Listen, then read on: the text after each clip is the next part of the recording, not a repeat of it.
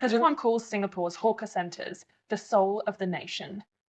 That's cute, but let's be honest, if souls could sweat, they'd smell exactly like sambal and recycled ceiling fan air. Step into any hawker centre and it's not food you smell first, it's the collective humidity of the entire GDP sizzling in wok oil. Tourists say it's vibrant. Locals call it heritage. I call it a UNESCO certified sauna with chili sauce. You'll hear people brag, our hawker food is world class. Sure, if your idea of world class includes fighting pigeons for seating and balancing a tray like it's a national sport. Singaporeans like to say, we're a clean and efficient country. Yes, everywhere except the one place where we put food directly into our mouths. But I'm not here to hate. I'm here to ask what no one dares to. Has hawker food become a religion we can't question? A myth too sacred to admit that maybe, just maybe, the emperor's char kway teow has no clothes, just grease. Let's stir the wok of truth and see if the aroma is really that authentic or just nostalgia fried in yesterday's oil.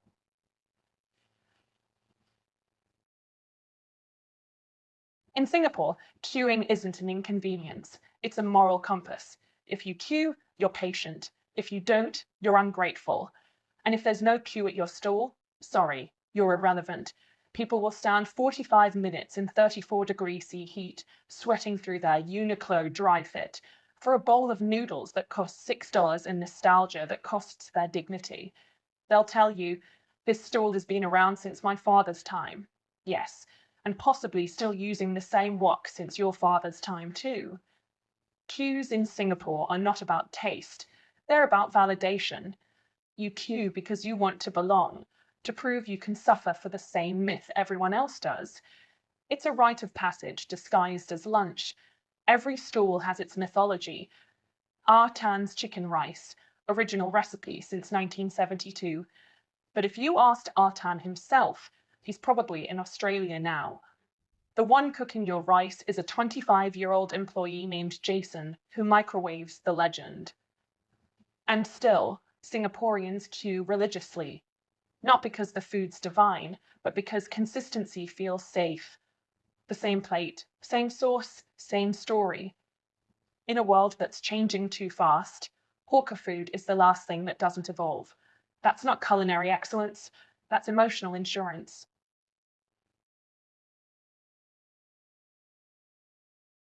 When hawker culture made it onto the UNESCO Intangible Heritage List, Singapore cheered like it won the World Cup. The irony, the average hawker uncle didn't even know what UNESCO was. The government turned it into a national campaign.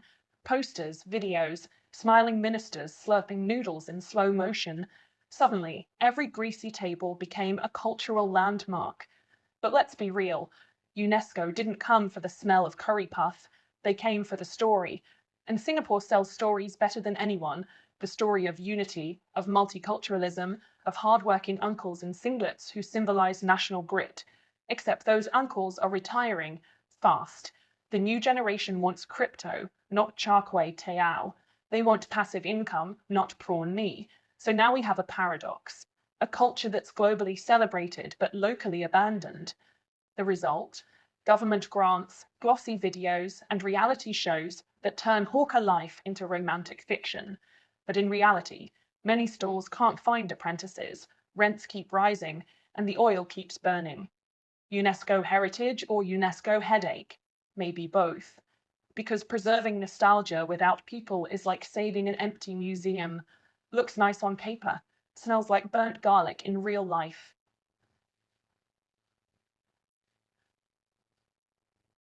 Singapore loves to say hawker food is affordable for everyone. Maybe 15 years ago. Now, $7 chicken rice isn't cheap. It's inflation with extra soy sauce. Portions shrink, prices climb, and yet the propaganda continues. Don't complain, support local. Support what exactly? The landlord's BMW. Let's admit the truth. Hawker food survives because of sentimental economics. You don't buy a meal, you buy the illusion that Singapore still has working class soul. That despite the Teslas and condominiums, the heartland still tastes the same. Except it doesn't. The new stalls use frozen chicken, factory noodles and industrial chili paste, but the branding, still Grandma's original recipe.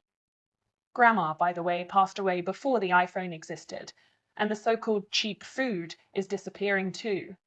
Soon, budget meal will mean one plate of rice and emotional trauma. So no, hawker food isn't cheap. It's emotionally discounted, paid for in nostalgia, not dollars. It's comfort for a nation that misses being simple.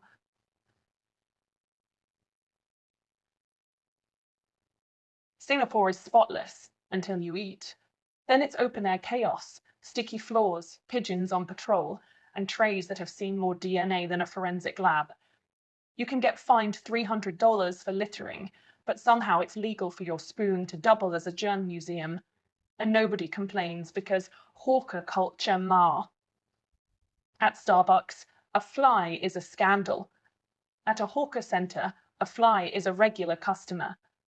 And the cleaning, performed by a heroic auntie pushing a cart full of sadness and wet rags. She wipes 20 tables with the same cloth, redistributing germs with the precision of a government budget. Tourists call it vibrant atmosphere. Locals call it authentic. I call it selective blindness. Singaporeans are obsessed with hygiene in theory, but in hawker centres, cleanliness is suspended under a cultural exception clause, because to criticise hygiene is to insult heritage, and to insult heritage is basically treason. So we pretend not to see, not to smell, because we love what it represents, not what it really is. It's emotional cleanliness, not physical.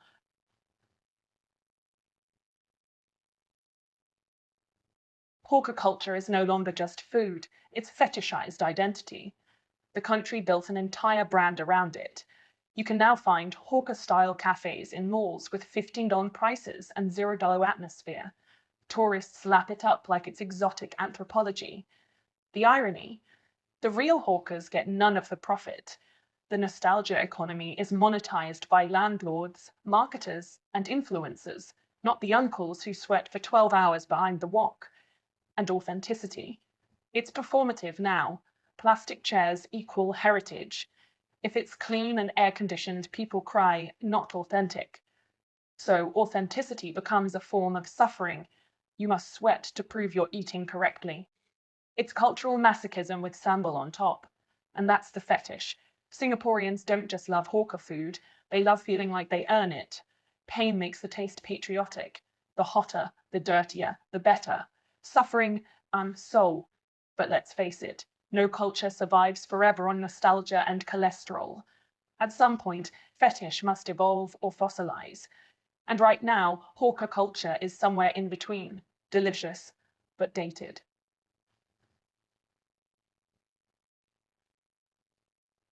At the end of the day, it's not the taste that defines hawker culture, it's the smell.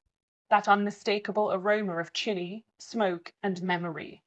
It clings to your clothes like a national anthem you can't wash off. You can move abroad, get rich, forget Singlish. But the moment you smell that burnt sambal on a rainy day, you're transported back. It's comfort, chaos, childhood, all mixed in one wok. That's why Singapore defends hawker culture so fiercely. Not because it's perfect, but because it's familiar. In a country that changes too fast, it's the last thing that smells like yesterday. But nostalgia ages too. The old uncles will retire, the stores will close, and one day that smell will come from an air-conditioned heritage food court inside a mall. Still, even then, when that scent hits you, you'll smile. Not because it's delicious, but because it reminds you of who you used to be. That's the underrated power of hawker centres. They may be overrated in flavour, but they're underrated in memory.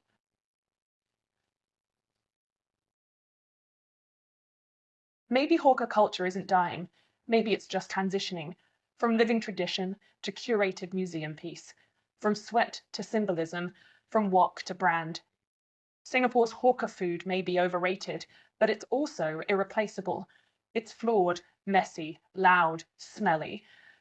But that's what makes it human in a city obsessed with perfection. So the next time someone says, "This store been around 50 years," smile and say, So has my washing machine. Should I eat that too? Because loving your culture doesn't mean worshipping it.